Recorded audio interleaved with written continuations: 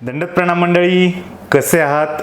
नक्कीच ईश्वर कृपेने आनंदित असाल, नामस्मरण करत असाल, ईश्वराच्या लीळा चिंतनामध्ये नक्कीच असाल.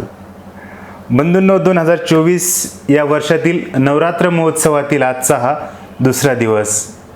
नेहमीप्रमाणे आपला लीळा चिंतनाचा उपक्रम.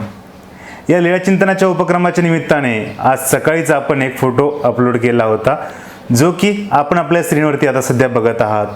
दोन रेडे आहेत जे एकमेकांशी झुंजत आहेत. यावरून लीळा चरित्रामध्ये 2-3 लीळा खूप सुंदर आलेल्या आहेत. परंतु त्यातील एक सुंदर लीळा म्हणजे पूर्वार्धामधील मेहकरची लीळा आहे, जी आहे रेड्यांची झुंज मिटवणे.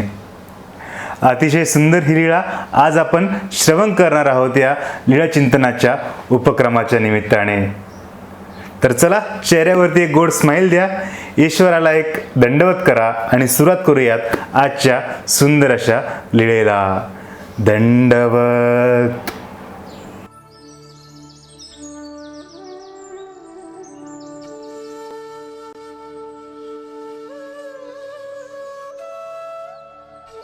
परब्रह्म परमेश्वर अवतार सर्वज्ञ श्री चक्रधर स्वामी. आगाध त्यांच्या लीळा जितक्या वर्णाव्यात ना, खरोखरच आपली मती ही गुंग होल जाईल, आपली वाणी सुद्धा ही कमी पडेल. परंतु त्या ईश्वराचं गुणानुमोदन करता ते गुणानुमोदन जे आहे ते थांबणार नाही. एवढ्या आगाध त्यांच्या त्या लीळा आहेत.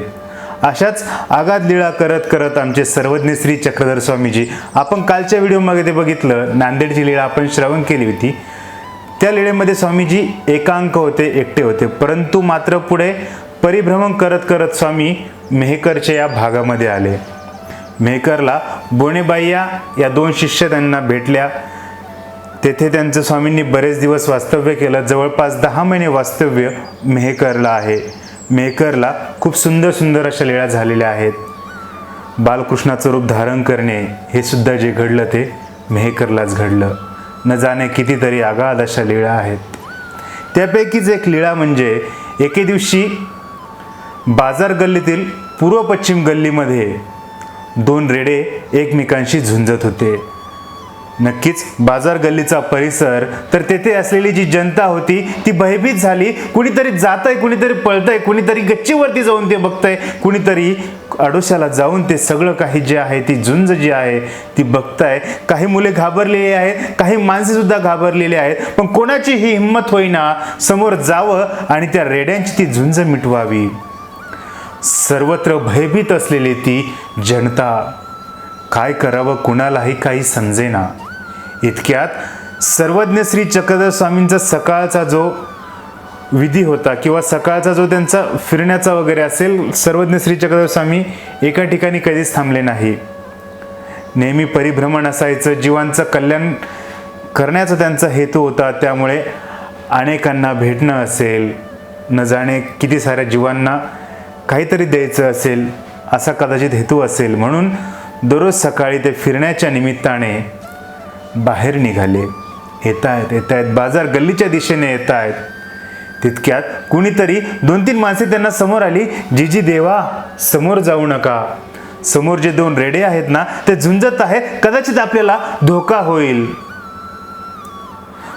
तरीही स्वामींनी त्यांचं ऐकलं नाही. स्वामी पुन्हा पुढे गेले. पुढे पुन्हा काही लोक त्यांच्यामध्ये आले. जीजी नका जाऊ ना, ते रेडे झुंजत आहेत, कदाचित आपला घात होईल, कदाचित ते आपल्यावरती हल्लाही करतील, कृपया आपण जाऊ नका. सर्वज्ञ असते, आगाध त्यांच्या लीळा, कदाचित त्यांनाच त्या जीवांचं जे वैर होतं ते मिटवायचं होतं. स्वामीजी थांबले नाही. स्वामीजी सरळ सरळ सरळ त्या रेड्यांकडे जात राहिले. लीळा चरित्रामध्ये शब्द आलेला आहे, स्वामी जेव्हा ते फिरण्यासाठी निघाले होते ना, ते सारंगधराच्या देवळाकडे जाण्यासाठी निघालेले होते. जात होते पुढे गेले गेले गेले. त्या 2 रेड्यांच्या मधोमध उभा राहिले. एकीकडनं एक रेडा, दुसरीकडनं दुसरा रेडा, मध्यभागी आमचे स्वामीजी उभा होते. विचार करा बंधूंनो, 2 रेड्यांची ती झुंज जोरात ते धावत येणार आणि एकमेकांना टक्कर देणार. परंतु तेथे मध्ये आमचे स्वामीजी उभा आहेत. तितक्यात आमच्या स्वामीजींनी डाव्या हाताला असलेल्या त्या रेड्याकडे बघितलं, आपल्या कृपादृष्टीने त्याकडे पाहिलं. कृपाच एका अर्थाने त्या रेड्यावरती केली. तो रेडा जो गुरगुरत होता, जो क्रोधाने लालबुंद झालेला होता, तो मात्र त्याचा राग विसरून, त्याचा क्रोध विसरून मान खाली घालून जावा तसा दुसऱ्या एका साईडला, डाव्या साईडचा तो तिकडच्या तिकडेच निघून गेला. दुसऱ्या पुन्हा उजव्या हाताकडे बघितलं, तोही रेडा तसाच लालबुंद झालेला क्रोधाने. स्वामींनीही त्याकडे कृपा दृष्टीने बघितलं, प्रेमाने बघितलं, आणि तोही रेडा, त्याचा जो काही राग वगैरे होता तो त्याचा शांत झाला, आणि तोही क्रोधाने जो तो क्रोधित झालेला होता तो शांत होऊन पुन्हा तिकडच्या तिकडे चालला गेला. बाजूबाजूला असलेली सर्व काही जनता बघायला लागली, अरे कसे या महापुरुषांनी या रेड्यांचा राग शांत केला. आश्चर्यचकित झाले, असं कसं हे झालं. आम्ही सर्वजण घाबरत होतो, परंतु या महापुरुषांनी त्यांचा जो राग आहे तो कसा बरं शांत केला. ईश्वरच ते, अगाध त्यांच्या लीळा. ती जी आजूबाजूला जी जनता होती ती आश्चर्यचकित झाली.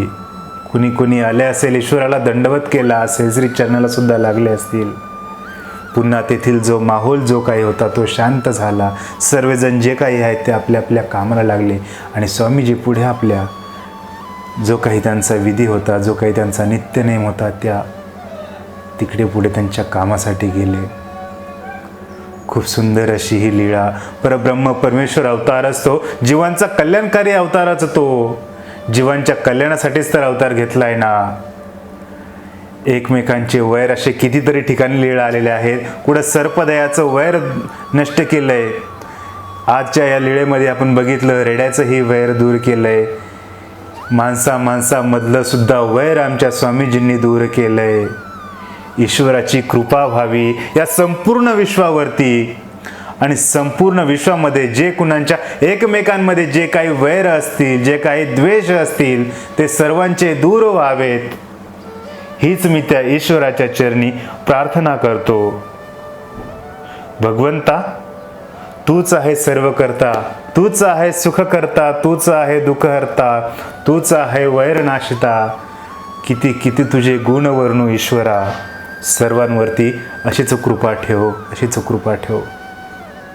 बंधूंनो, नवरात्र महोत्सवाच्या निमित्ताने आपण ही सुंदर अशी लीळा आज श्रवण केली. खूप आनंद झाला मला ही लीळा सांगताना. आपल्यालाही आनंद झाला असेल श्रवण करताना. म्हणून या व्हिडिओला एक लाईक बनतंच. एक लाईक या व्हिडिओला करून द्या. कमेंट करून द्या खाली कमेंट बॉक्समध्ये हा व्हिडिओ तुम्हाला कसा वाटला आणि हा उपक्रम तुम्हाला कसा वाटतोय. महानुभाव म्युझिक्स हे आपलं नवीन चॅनल आहे. या चॅनलला भरभरून प्रतिसाद द्या. आपले सबस्क्रायबर्स वगैरे जे काय ते वगैरे वाढू द्या. सोबतच या व्हिडिओला जास्तीत जास्त शेअर करा, कारण की ईश्वराची ही अगाध लीळा आपण त्यांच्यापर्यंत पोहोचवण्याचं एक पुण्य मात्र नक्कीच आपल्याला मिळेल, निमित्त मात्र होण्याचं. खूप सुंदर ही लीळा श्रवण आपण केली. बंधूंनो, पुन्हा भेटूयात उद्याच्या फोटोसह सकाळी 10 वाजता. तोपर्यंत या सागराचा आपणास प्रेमपूर्वक दंडवत.